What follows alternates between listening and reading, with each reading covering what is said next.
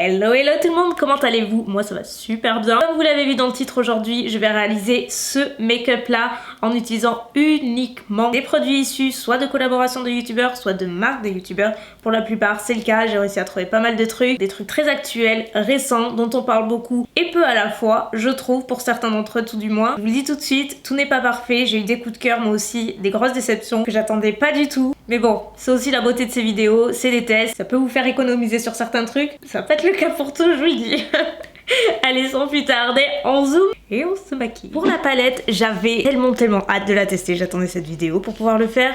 C'est de chez Dominique Cosmetics et attendez, elle est tellement grande qu'elle passe pas dans le cadre. On va reculer un petit peu, donc vous voyez, elle est immense. Choquée quand j'ai reçu, attendez de voir la taille des fards. Alors ils sont magnifiques, mais ils sont énormes aussi. Regardez la beauté de ces couleurs.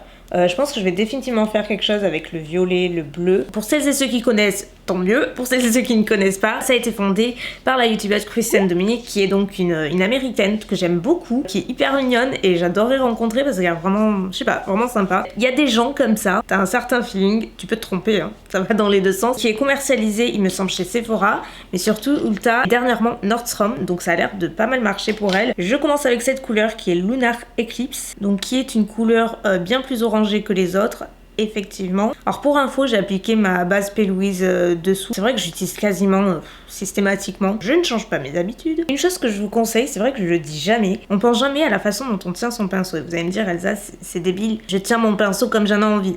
Très certainement. Mais quand vous voulez bien estomper un fard, dites-vous que plus vous tenez votre pinceau à son extrémité, parce que plus vous le placez à l'extrémité et moins l'appui est fort. On ne se rend pas compte, mais si vous tenez votre pinceau par exemple comme ceci, logiquement, vous allez avoir plus d'appui et donc plus de matière qui va s'appliquer, plus de risque de chute, que ce soit patchy, plus intense, bref, tout ça. Alors que plus vous le tenez à l'extrémité et plus le mouvement est léger, diffus, c'est hyper important et je trouve qu'on le néglige trop souvent, on le dit pas nécessairement. Je passe ensuite à la couleur d'à côté qui est la Storm Dust, qui est un petit peu la même famille de couleurs mais plus marronné, même un petit peu de rouge j'ai l'impression à l'intérieur. Je change de pinceau et là c'est le 227 de Zoeva. J'aime trop celui-ci, j'utilise quasiment dans tous mes make-up parce que la forme permet de vraiment bien travailler le creux de façon plus précise tout en étant diffus. Pareil, si vous cherchez des pinceaux de bonne qualité pour pas cher, allez voir chez Zoeva, je trouve ça un super rapport qualité-prix. J'hésite entre ces deux couleurs, donc vous savez quoi, je vais les mixer. Et là pour le coup j'utilise un pinceau beaucoup plus précis, pareil que j'utilise assez souvent, c'est le JS12 de Morphe, qui est en collaboration avec Jeffree Star. Je sais pas du tout s'ils l'ont en permanent, je pense que oui, mais pareil, j'aime beaucoup.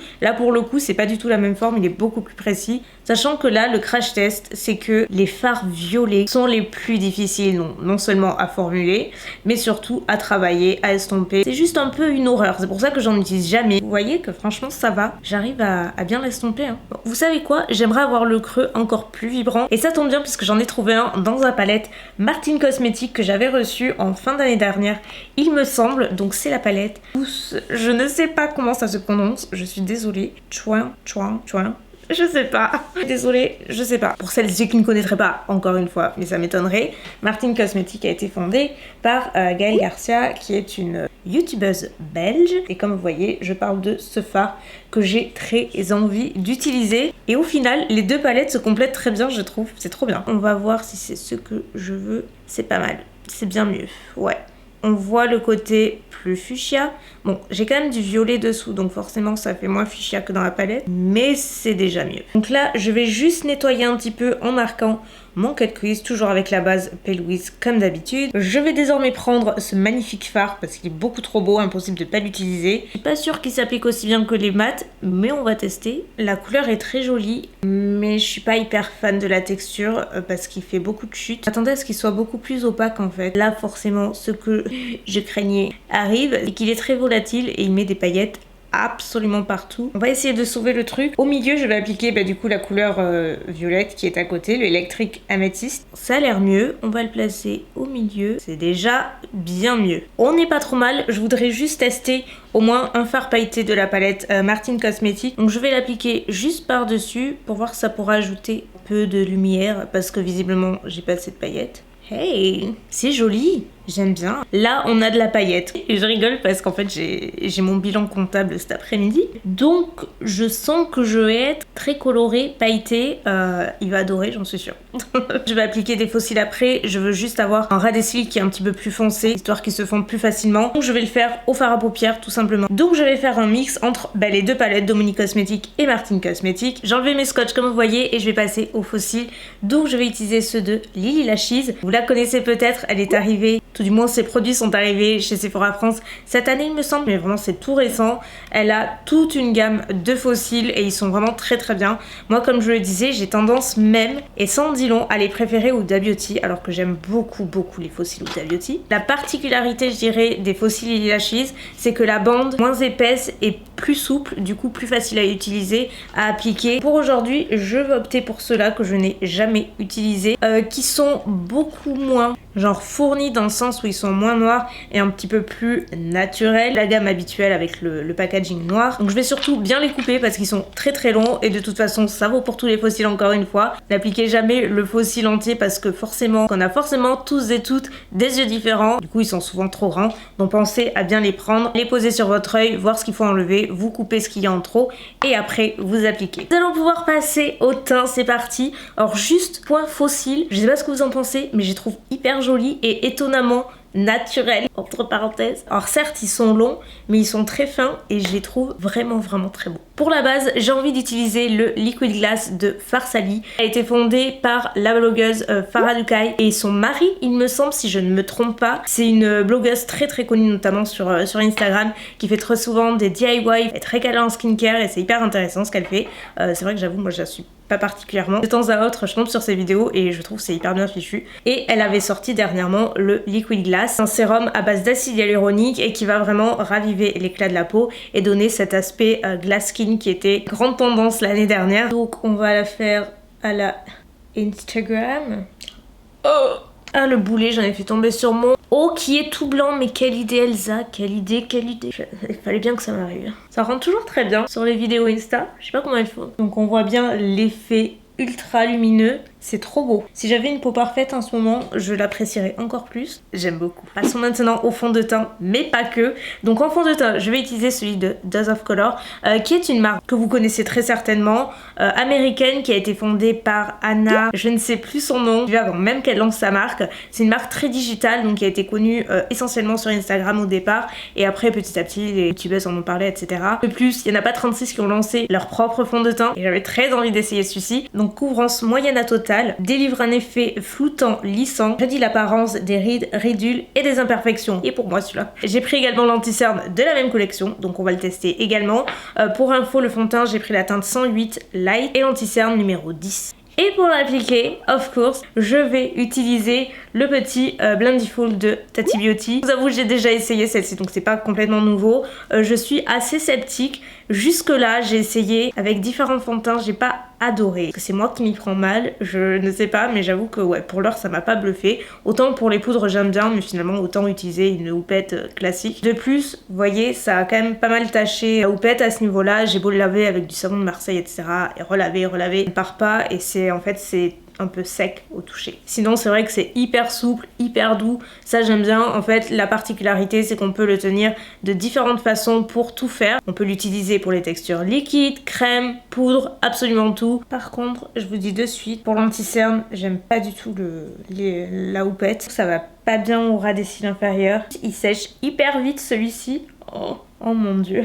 Pourtant j'ai pas attendu trop longtemps, mais il sèche méga vite. Verdict, l'application au Blendiful, donc au niveau du fond de teint, ça a été. Franchement, ça a été. Je suis pas non plus emballée puissance 1000. Je pense que je préfère quand même le Beauty Blender, mais je pense que c'est surtout une question d'habitude. On dit les habitudes, on la dent dure, voilà. En revanche, pour l'anti-cerne, j'aime pas du tout. Je trouve que c'est pas hyper adapté, c'est pas assez précis. Côté produit, l'anti-cerne, non. Le fond de teint, bah écoutez, j'aime bien, la couvrance est très présente, je n'ai mis qu'une seule couche alors que d'habitude j'en mets deux, donc c'est pour vous dire que la couvrance est très intense. Néanmoins, si vous avez une peau sèche ou des zones de sécheresse, je vous le déconseille parce que moi vous voyez, j'ai certains endroits où j'ai la peau un petit peu plus sèche et ça a marqué ces endroits-là. C'est pas le plus naturel, donc je suis pas non plus complètement emballée. Par contre l'anti-cerne, je suis pas hyper fan, j'adore la couvrance, mais il sèche beaucoup trop vite. Même pas 10 secondes, on voit de suite qu'il se fige et c'est très difficile de travailler avec les textures comme ça. Nous allons poudrer tout ça. Alors là, je vais utiliser 2 poudres différentes. Donc pour nous matifier, fixer, je vais utiliser celle de Jeffree Star Cosmetics. Toute petite touche juste sur la zone T, puisque partout ailleurs, je vais utiliser, comment elle s'appelle, la Luminous Powder en teinte Doomy de Jaclyn Cosmetics, que je n'ai pas encore essayé et j'ai trop hâte. Elle disait qu'elle appliquait sur l'ensemble de son visage. Elle donne un fini satin, c'est hyper beau quand on la voit sur sa peau, c'est magnifique. En même temps, on n'a pas du tout le même type de peau, donc voilà. Je dis toujours voilà, je suis désolée, ça me saoule quand j'ai dit, je me dis mais arrête ton voilà. Donc, on va l'appliquer. Alors effectivement, on voit le côté hyper satiné de la poudre. C'est trop beau. J'en ai aucune de similaire. En fait, on n'a pas du tout de paillettes ou quoi que ce soit. C'est juste un effet satin sur la peau. Même pour les personnes qui sont pas très fans d'highlighter, vous savez, trop intense, je pense que ça peut être une super alternative. Et en même temps, ça ne marque pas du tout la texture de la peau. C'est waouh. J'espère que vous voyez bien. Regardez, là, à ce niveau-là. Ok. Donc là, complètement emballé. Il est temps de réchauffer tout ça. Je vais utiliser un bronzer Makeup Geek en teinte Tawny. Et celui-ci, j'ai déjà utilisé. Il est très bien. Donc pareil, Makeup Geek fondé par Marlena, OG de YouTube. Une des premières qui a lancé son propre business. Enfin vraiment, j'admire tellement cette femme. J'ai vraiment accroché à son business. Et là, elle a fait un re-branding total de Makeup Geek. Elle a commencé de rien et elle a bâti par elle-même. Je trouve tellement inspirante et ses produits sont assez géniaux, faut le dire. On réchauffe tout ça. Là, vous voyez, j'ai un effet patchy que j'ai jamais avec ce bronzer, alors que je vous dis, j'ai déjà utilisé. Et je me demande si c'est pas le fond de teint. Parce que je vous dis, il marque les zones de sécheresse. Et là, typiquement, c'en est une. Salut Julie, ça va? Ça va ma poupée? Ça va, écoute, bah justement, je suis en train de bosser. Et j'ai pas le temps de manger, donc c'était pour savoir si tu pouvais me préparer 2 salades César. 20 minutes, ça te va? Oui, t'inquiète pas. Merci beaucoup. Bisous ma belle. Bisous, bonne journée. Travaille bien. Ouais, Merci, elle est trop mignonne. Donc, où c'est que j'en suis moi maintenant? Avancé comme vous voyez, histoire de gagner du temps, j'ai juste rajouté de la poudre, j'ai rajouté du blush parce que je n'en avais pas, issu de collaboration ou de marque comme je vous le disais, donc j'ai juste mis ce Milani que je m'étais acheté et franchement c'est un total flop et je suis déçue, j'adore Milani mais là, déjà la pigmentation est pas géniale, la couleur est pas ouf non plus, c'est très léger et surtout l'odeur est horrible. Voilà. J'ai pensé à un vieux parfum qui a expiré mais qui date d'il y a 100 ans peut-être. C'est extrêmement désagréable, je suis super déçue. Qu'est-ce que j'ai fait d'autre? Oui, j'ai terminé les yeux comme vous voyez. Je vous mets à l'écran les fards que j'ai utilisés. J'ai rajouté un peu de mascara, j'ai mis un crayon. Pour info, c'est le Viper de Urban Decay qui est ce violine que je pensais pas si intense mais bon, au final j'aime ça. C'est tout ce que j'ai fait, maintenant on va passer à l'highlighter. Of course, pareil, je ne l'ai pas testé. Pareil, c'est de Jaclyn Cosmetics et cette fois-ci c'est la palette. Moi j'ai testé les highlighters libres comme je vous disais qui sont géniaux et j'étais choquée, mais genre choquée quand je l'ai vu. Le packaging, je sais pas si vous vous rendez compte, c'est tellement énorme, c'est hyper épais. Ça m'a grave déçue parce que je me suis dit en fait moi ce type de palette j'adore les amener quand je voyage et tout, mais non seulement c'est lourd et hyper encombrant, ça prend trop de place. En fait j'ai pas compris pourquoi elle a fait un truc si épais, c'est pas grave.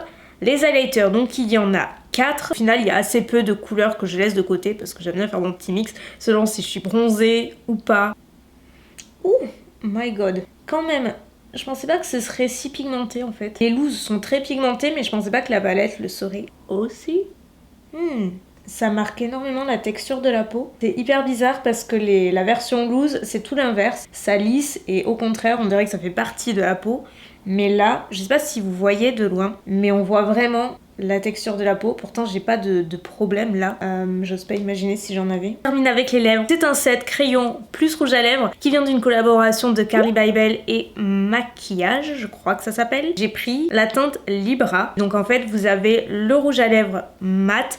Vous allez voir sur le close-up, il est hyper beau parce qu'il est texturé avec des petits dessins, c'est super joli. Au niveau du raisin, et il y a donc le crayon assorti. J'aime beaucoup la teinte. Or, à mon avis, ça va pas être super beau avec le make-up parce que c'est quand même assez chargé, je suis pas sûre que ce soit canon, mais au moins tester la texture et tout. Je vais fondre toutes les poudres ensemble avec la brume Morphe et Jeffree Star encore une fois. Voilà, nous y sommes enfin. Alors, je vais rapidement revenir sur ce que j'ai préféré, ce que j'ai moins aimé, sachant que ça va aller très vite, je vous l'ai dit tout au long de la vidéo, mais si je vais garder vraiment les choses que j'ai préférées et que je vous conseille carrément, les yeux fermés, j'ai beaucoup aimé la base Farsali. Si vous aimez avoir un teint lumineux, très foncé, l'effet est super beau. Même style, la poudre Jaclyn Cosmetics, celle-ci est fantastique, je la réutiliserai, c'est certain. même sur ma peau grasse, parce qu'en plus ça floute et ça lisse le grain de peau, c'est trop beau. Côté palette, honnêtement, impossible de choisir. J'ai adoré la Dominique Cosmetics, j'ai adoré la Martine Cosmetics aussi. J'ai pas utilisé tous les fardés de palette parce que franchement, il y en a un peu beaucoup. Pour rappel, elle ressemble à ça. C'est là qu'on se rend compte vraiment du format massif de celle-ci. J'ai adoré vraiment la pigmentation et la facilité de travail sur les fards. Vraiment, c'est un bonheur, on dirait du beurre. C'est vraiment une excellente formule qu'elle a, vraiment. La couleur bleue, c'est pas la meilleure de la palette. C'est volatile, on met des petites paillettes absolument partout. Et j'ai beaucoup aimé celle-ci aussi. Comme je dis, j'ai pas utilisé toutes les teintes. Très jolie texture, très jolie couleur. Vraiment, je vous les recommande sans problème. Et pour terminer, ce que j'ai adoré, c'est le combo rouge à lèvres crayon. La texture est hyper agréable. C'est très mat, mais en même temps, pas asséchant du tout. Même le crayon à lèvres est très bien. Alors la couleur, j'aime beaucoup. C'est pas ce que j'aurais mis avec ce type de make-up.